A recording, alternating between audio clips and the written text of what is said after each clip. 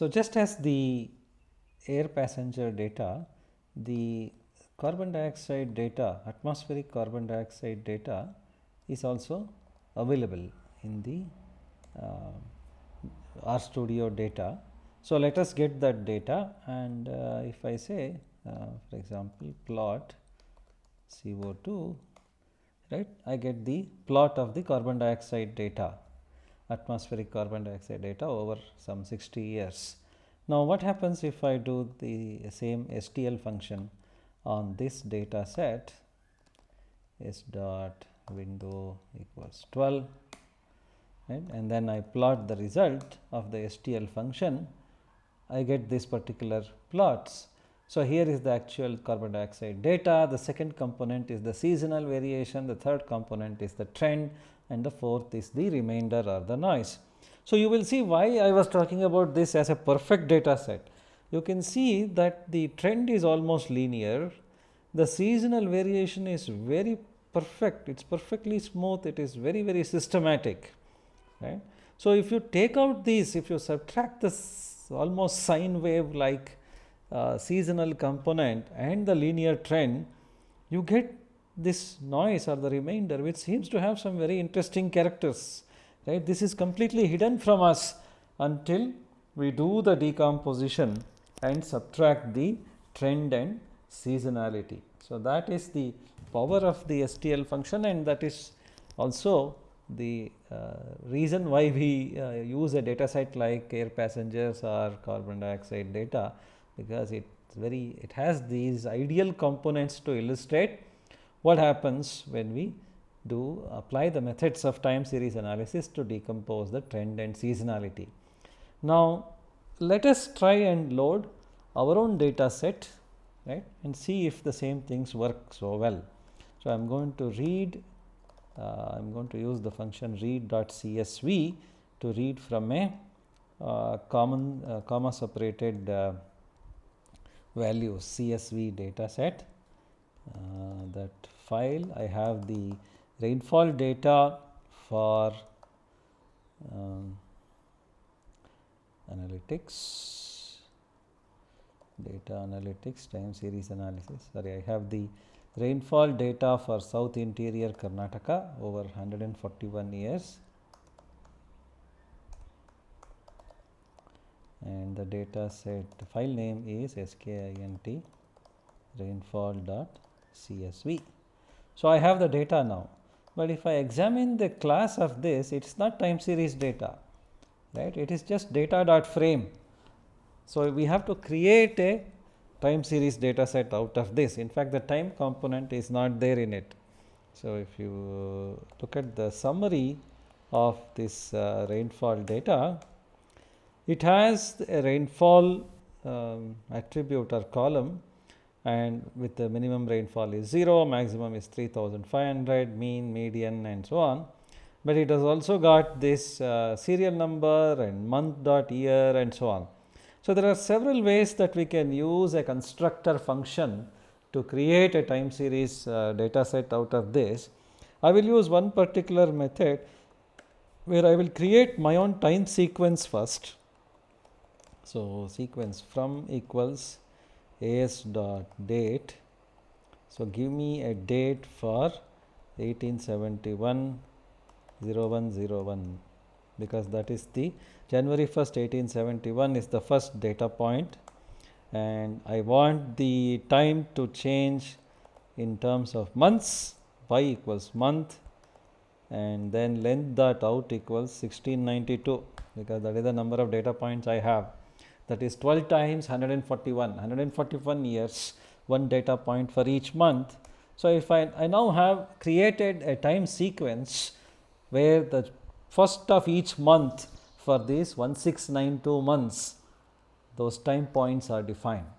Now, I will create my time series rainfall data set by invoking the constructor function as.timeseries, and there I will supply the data first, rainfall, the rainfall component of the rain data frame, and then I will specify the time sequence that I just created as the time sequence. Now I have created this TSR data set. If I check the class of TSR, it is now time series. Earlier it said TS, this one says time series. Like I said, there are different packages, it does not matter. Now if I say what is the frequency of my time series data, it says 12. So it is the same as our earlier data sets, 12 data points per year. And if I say cycle rain, sorry, not rain, TSR, it does not work quite as well. Well, it shows how many data points are there for each year, and as you can see, it is not right, it is not showing the exact years and months and so on, but it is telling you there is one data point per year and there are 12 of them per year and so on. All right, now let us do a simple plot of this. First I will plot the just the rainfall component of, if I simply say plot rain dollar rainfall, I did not say against what, so it plotted against an index. So that is like a scatter plot, it does not make much sense. Now instead if I say plot rain dollar rainfall against, let us say, the time sequence that I created,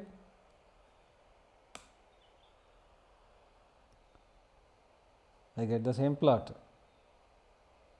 right. So it is not making much sense that way, right. Instead if I say plot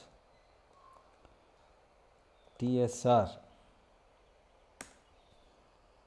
I get a proper plot because it knows it is a time series data set. So it will plot it against the time value, I do not have to specify against what, right. So it is a proper, we have constructed a proper time series data set now. And if we do the STL decomposition here, what do you expect to get? STL TSR S dot window equals 12 plot D, right. So I do get results, but things are not so ideal. Isn't it fascinating that this data has a very complex seasonal component, a very complex looking trend, and the remainder is there is a lot of noise as well. So this is a true real world data set, right. In fact, there is no increasing trend. One of the big differences between this and the earlier data sets is there is no increasing trend. In fact, there is no systematic trend at all. These are all local phenomena. So is that good or bad?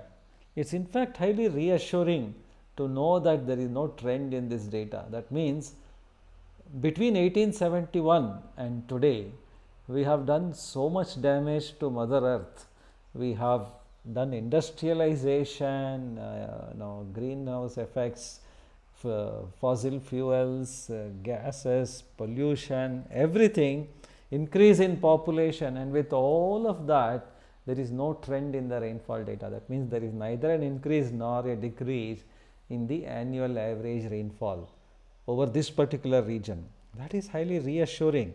I am not sure if it is the same for all regions of India. There may be some regions which have become drier, some have become more wet and so on, but in this particular data set, at least there is no apparent trend, there is no slope, there is no increase or decrease, but the seasonal components are very complex here, right. There seem to be many harmonics.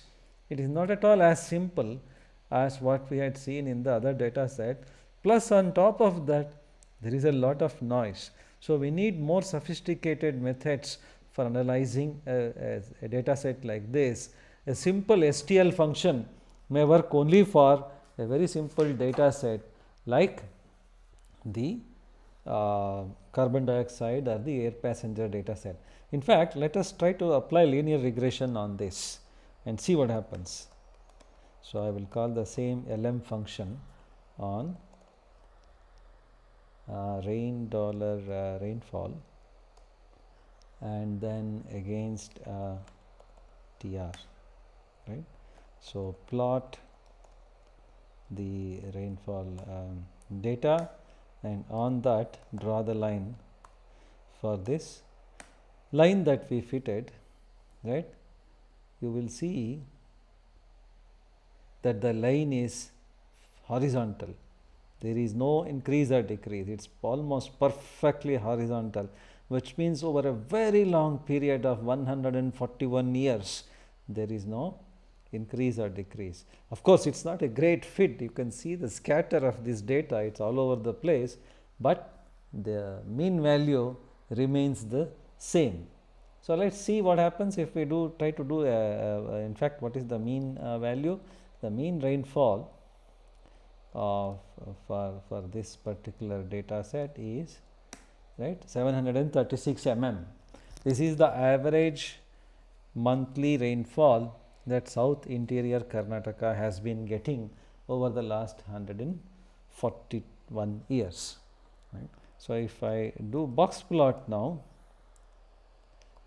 box plot TSR, it gives me a single box plot, and you will see there are some outliers here, right. There are these data points which have gone beyond the whisker, and the whisker is very long on this side, very small on the other side. So, this data does not behave very well like those other data sets. And if I try to do the box plot of this TSR against the cycle present in this,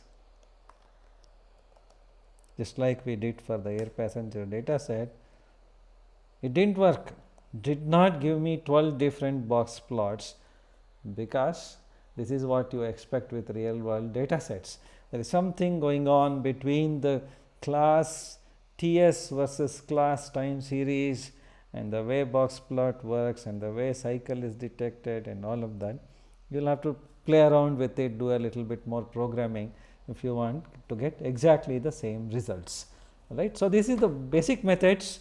Next time we will go through the list of methods and then take up two particular techniques, more advanced techniques, namely Holt-Winters method and the ARIMA based methods for time series analysis.